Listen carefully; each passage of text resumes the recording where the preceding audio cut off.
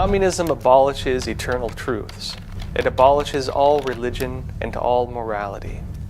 The bourgeois family will vanish as a matter of course when its complement vanishes, and both will vanish with the vanishing of capital.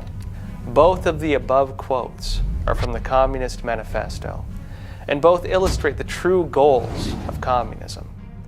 When most people think of communism, they often understand it as an economic system for sharing of wealth. Yet communism is anything but that. What communism pushes for is an initial seizure of all private property and all means of production. This would not go to the people, as socialist tyrants often claim, but instead to an all-powerful state and a massive bureaucracy.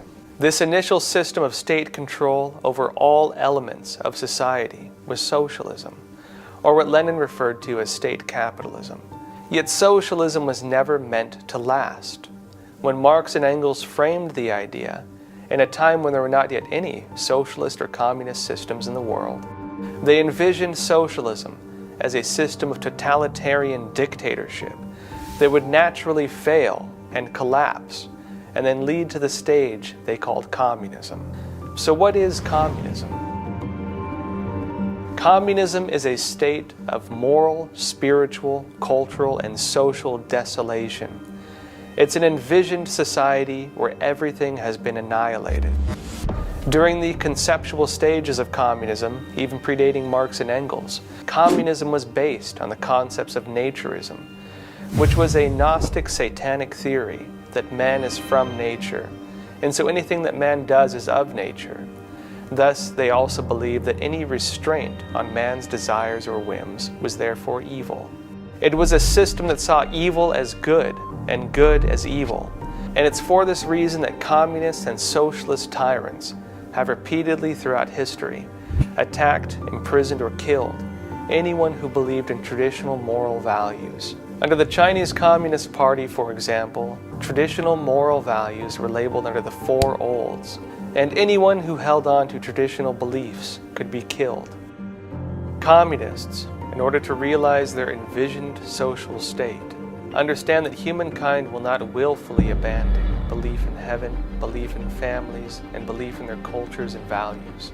So in order to create communist societies, they understand that society must first undergo a state of totalitarian tyranny that forcefully wipes out all of these values from a society.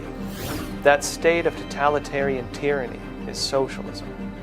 At the same time, Marx and Engels believed in social evolution, and they believed that conflict was the tool to drive society more quickly towards the final synthesis of communism.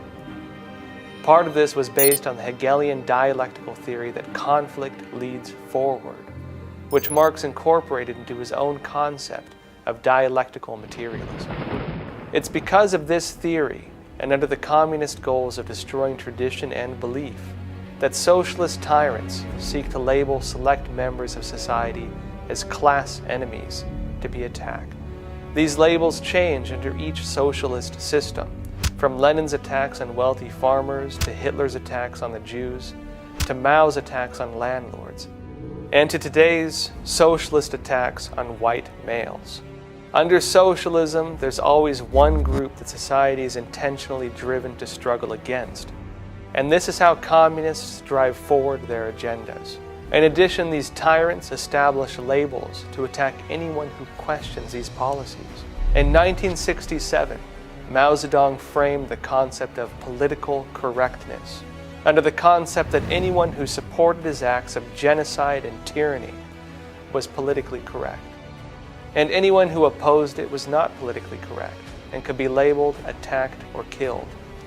Over the last century, communism has killed more than 100 million people. Desolation is the goal of communism. Socialism is the tyrannical system of government it takes in order to achieve its goals, and struggle and hatred are its tools.